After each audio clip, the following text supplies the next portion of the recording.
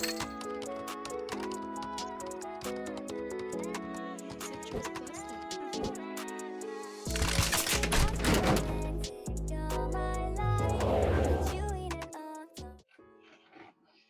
皆さんどうも、Kairiです。Hi guys, this is Kairi.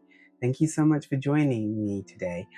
As promised, I want to make a video talking about the speed stat, matrices, and of course the double drop event. So whatever you're looking for, timestamps are down below. Let's get into it.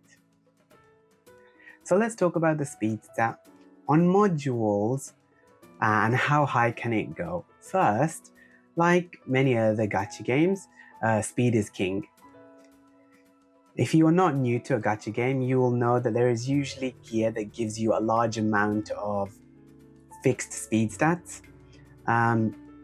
In Honkai Star Rail and Epic 7, it's usually the boots. So you'd be mistaken in thinking that Etheria Restart doesn't have it, while at first glance it doesn't appear like it's there.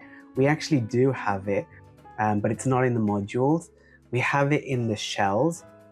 Now, shells give you a huge chunk of stats to your HP, your attack, your defense, and your speed. You can get as much as 40 speed on some shells.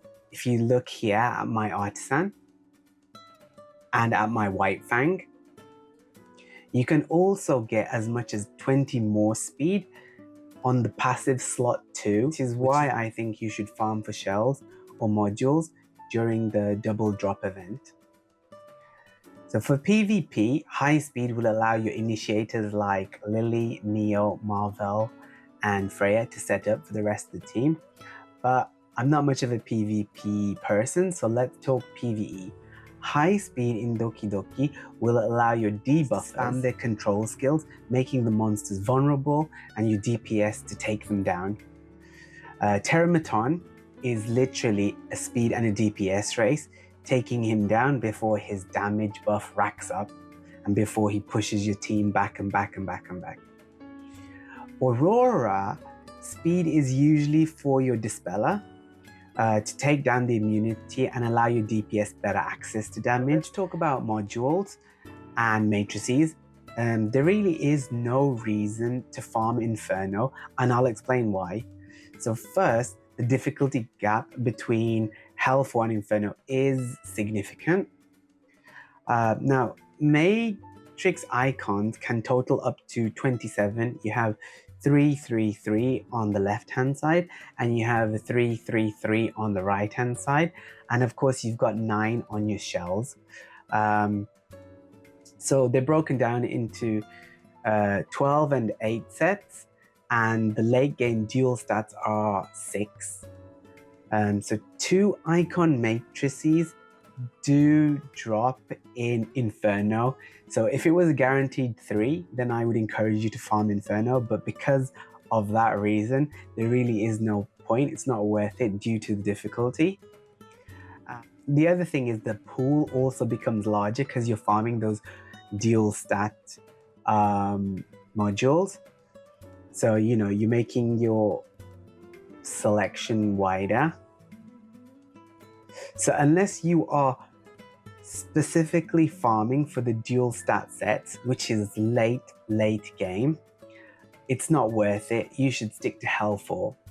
So in my opinion, the dual stats are not worth more than the unique effects that you acquire from, say, 12 or 8 icon sets.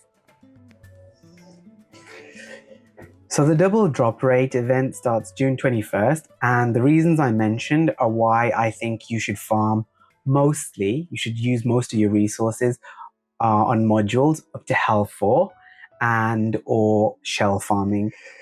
So let's talk speed. How high can the speed stat be on individual modules? So I can't give you a definite answer, but I can definitely give you an idea. So if you look at my Lily here, she has a total of 270 speed, which is fairly fast. It's okay. If you look at her gear, she has a +9 speed here, and on this one a +11. So this one rolled 4 times in speed. My Mio has a plus 13 speed module that rolled 4 times and 1 in effect res. So if I were to guess from all these, then getting at least plus 15 seems attainable. If you like this video and you'd like to see more, please consider liking, subscribing, and sharing. Comments, questions, concerns, even criticisms, by all means, exercise your freedoms to write what you want down below, and I'll see you in the next video. 민나 서로 안녕. 자네 잘 자. Bye bye. See you. 오야스미. Good night. Peace.